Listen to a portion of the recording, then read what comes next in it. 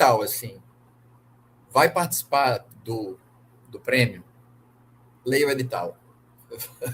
Eu estou falando uma coisa óbvia, mas acredite, muitas pessoas deixam de ler o edital e acabam se prejudicando por não terem feito aquilo que, convenhamos, é o básico, né? Você quer participar de um edital, você, por favor, me faça um favor, leia o edital. E leia o edital com calma. Quando eu estou falando para ler o edital, eu estou falando para você ir no Diário Oficial do dia 2 de abril, salvo me engano, e ler ele todinho. Ah, mas no site tem o guia, no site tem o modelo. Tem sim. Mas tanto o guia quanto o modelo derivam do edital. Então, assim, tarefa de casa. Vou lá fazer sua tarefa de casa. Valeu, edital. Concentre-se na leitura do edital.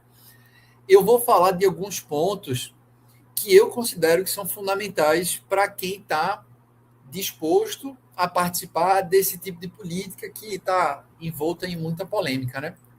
Olha, primeira coisa, né? Joel bem falou dos prazos. Os prazos estão curtos, concordo que estão curtos. Mas, historicamente, a gente tem um retrospecto de prorrogação dos prazos. Então, assim, é provável que se prorrogue, né? Vou dar certeza? Não vou dar certeza. Pediremos a prorrogação? Pediremos a prorrogação. Mas não faça a conta com esse prazo que talvez venha, talvez não venha. Mas, geralmente, se prorroga, tá, pessoal? Para você participar, você precisa, né, enviar, né, um projeto pedagógico, você precisa enviar um relatório de execução e também existe o dossiê de resultados. Esses três juntos, né, eles têm que somar 14 pontos. Se somar 14 pontos e se o orçamento conseguir contemplar, você ganha. Eu vou falar um pouquinho de cada um deles, eu devo me estender um pouquinho falando disso, eu peço logo desculpa, Joel, mas assim, são pontos importantes que eu preciso pontuar. Vamos lá. Primeiro sobre o projeto. Preste atenção, certo? Elementos pré-textuais. Capa, contracapa, sumário. E nem os pós-textuais, que são referências, apêndices e anexos. Eles não contam no número de páginas, certo? Não contam. Então, preste muita atenção. Teve muita gente que foi eliminada no passado porque não bateu o número mínimo de páginas, tá? Tem muita gente que fala, o guia fala de uma quantidade de caracteres ou palavras por sessão. Isso não vai eliminar você. O que vai eliminar você é a quantidade de páginas. O que vai eliminar você, não me perdoe. O que pode tirar você da competição é essa quantidade de páginas. Então, presta atenção na quantidade de páginas. Elementos pré-textuais e pós-textuais não entram na contagem. Então, assim, fique ligado nessa conta. Outra coisa, essa obsessão que a Secretaria de Educação tem, que não é só dessa secretaria, por aspectos quantificáveis, está presente em todo o edital, né? Então, eles estão sempre se preocupando com aspectos que sejam quantificáveis, né? Dar evidências que sejam quantificáveis. Então, como é que eles sugerem, no caso, pedem, né, ou exigem, num projeto, que você faça um diagnóstico a partir de instrumentos que podem ser qualitativos ou quantitativos do grupo classe que você vai trabalhar. Então, é importante você fazer um diagnóstico. Você vai ter dados desse diagnóstico. Então, guarde esses dados, no caso, envie esses dados no projeto, porque eles vão ser utilizados mais para frente, quando for falar do relatório de execução, por exemplo. Você tem que fazer um diagnóstico da sua turma. Você tem que saber como é que a turma está em relação ao eixo temático que você escolheu.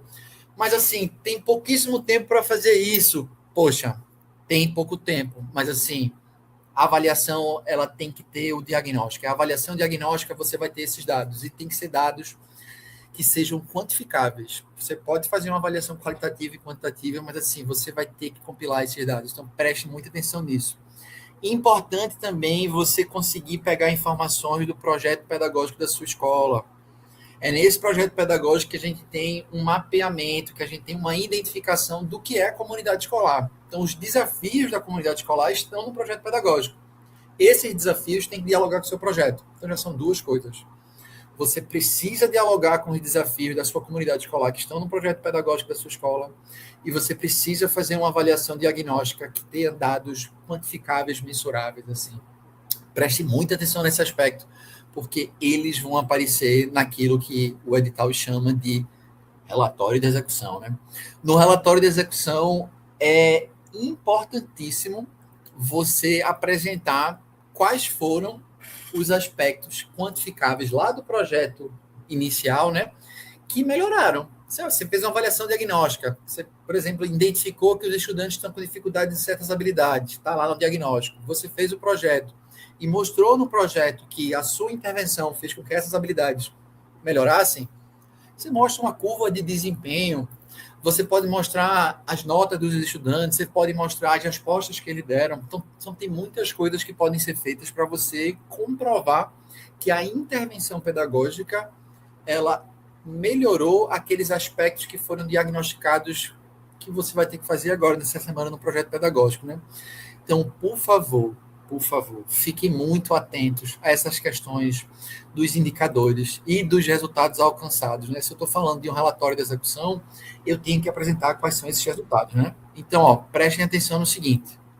Eu já falei do projeto pedagógico, já falei do relatório de execução e agora eu vou falar do dossiê de resultados. O dossiê de resultados, a sua responsabilidade é a formação continuada.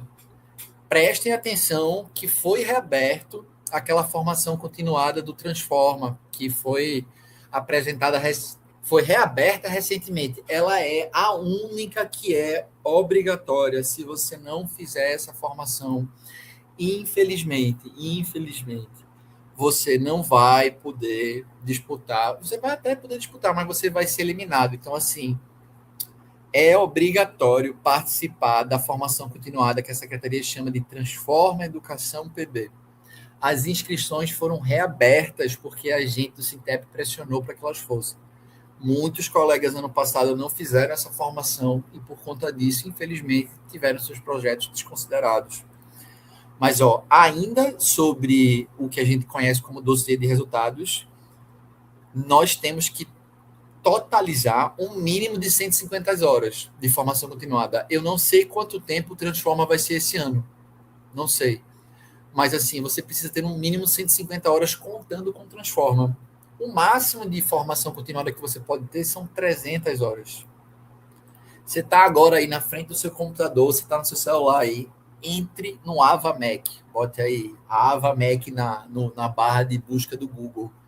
Tem uma série de cursos de formação continuada. Vá fazer. Faça. Acumule 300 horas de formação continuada. Tem muitos cursos que exigem pouco tempo e pouco esforço da gente. Faça a formação continuada. Se inscreva na formação continuada do Transforma e vá fazer a formação continuada para chegar nessas 300 horas. Isso é sua obrigação no dossiê de resultados e você vai ter que mandar os certificados.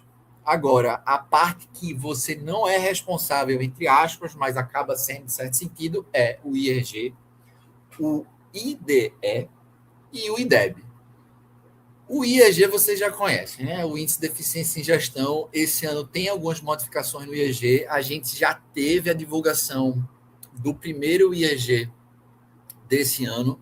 As escolas já tiveram acesso, os gestores eles entram no sistema e veem os indicadores. Houve uma mudança dos indicadores. Talvez fosse até mais importante em outro momento a gente apresentar quais são essas modificações. Já fica o tema aí para a próxima live. Mas no dossiê de resultados, o IEG da escola é levado em consideração, né? Geralmente se divide o IEG da escola por 12 e é uma nota que geralmente vai de 0 a 5. E esse IEG é o do final do ano, não é o IEG do começo do ano, não, tá? É o IEG consolidado. Porque o IEG, no final das contas, só tem um, que é no final do ano. Mas a gente vai mostrando as parciais, a gente não. A Secretaria de Educação vai mostrando os resultados parciais. Nós vamos ter também a meta do IDE. Cara, quando eu olhei isso no edital, eu não fazia ideia do que seria. Fomos atrás, perguntamos, e esse Índice de Desenvolvimento da Educação são os resultados que estão no CIAV. A Secretaria de Educação publicou recentemente os resultados das avaliações diagnósticas do CIAV de 2026, mas esse IDE que eu estou falando, ele é de 2025, tá? O Índice de Desenvolvimento da Educação são os dados relativos ao CIAV de 2025. O gestor da escola também tem acesso a esses dados. podem cobrar ele. Outra coisa, IDEB, a gente está em ano de publicação dos resultados do IDEB. Lembrando que o IDEB é o Índice de Desenvolvimento da Educação Básica, mas as provas foram aplicadas ano passado. O fluxo foi medido em relação ao ano passado. O fluxo é o tempo que se leva do primeiro para o terceiro ano, é o tempo que se leva para acabar o ensino médio. Então, muito do que a gente vai ter desse dossiê de resultados já foi decidido no ano passado, tá? E essas informações vão ser divulgadas e vocês não são responsáveis por isso. Mas o IDEB vai ter um peso considerável, né? Vai ter um peso menor do que o IEG, mas ele tem um peso também porque vai ser a nota do IDEB dividida por 10 e também o crescimento do IDEB. Então, se sua escola tirou uma nota abaixo da meta, mas teve um crescimento, vai ser levado em consideração, tá? Todas essas informações, elas desconsideram, Joel, aquilo que é básico, né? Se desconsideram a realidade das escolas. Então, sobre esses aspectos, o que eu tinha para falar de pontos de atenção são esses. Joel ou Raquel, que eu não sei quem vai perguntar agora. Quem será que vai aparecer? Joel, Raquel, Raquel. Oi, Raquel. Oi, vai aparecendo assim, aleatoriamente. Mas, né? Raquel, Joel, passa. Ô, Tiago, deixa eu te fazer uma pergunta. Os professores contratados, eles vão poder participar do edital, assim, do prêmio, ou é exclusivo para os efetivos? É impossível, Raquel, não retomar aquilo que Baunilha falou do pagamento dos professores da FADEX, assim. Eu não consigo responder essa pergunta sem deixar evidente minha solidariedade e minha indignação em relação à situação, assim. Eu já recebi meu prêmio, eu já gastei meu prêmio, eu já estou escrevendo outro edital e meus colegas da base técnica que trabalham tanto quanto eu, estão no mesmo contexto que eu estou nas escolas, ainda não receberam e a gente ainda tem que ficar ouvindo que é culpa da secretaria, é culpa da FADEX. No final das contas, o que eu gostaria que acontecesse é que meus colegas da base técnica recebessem do mesmo jeito que eu recebo. Quando a gente conversou lá no começo da implementação da FADEX com o Túlio, a gente fez assim, a gente não quer discriminação com quem é da FADEX, eles têm que ser tratados assim, tem que ter as mesmas benesses, os mesmos direitos que a gente tem. Mas, infelizmente, isso não foi levado em consideração. Então, assim, que feio, que vergonhoso e que lamento. E eu sou completamente solidário a essa situação. Eu trabalho em escola técnica, Raquel. Eu estou vendo minhas colegas lá todos os dias. A gente já está falando de edital e elas nem receberam salário ainda. Mas a sua pergunta, prometo que eu vou respondê-la. O edital fala de professor em regência.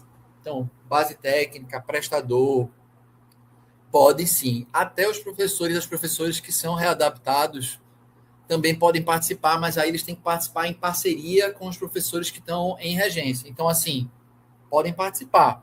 Mas é naquela, Raquel. Se você é da FADEX, participe, mas saiba que a secretaria tem um péssimo hábito de não cumprir aquilo que promete, né? É triste.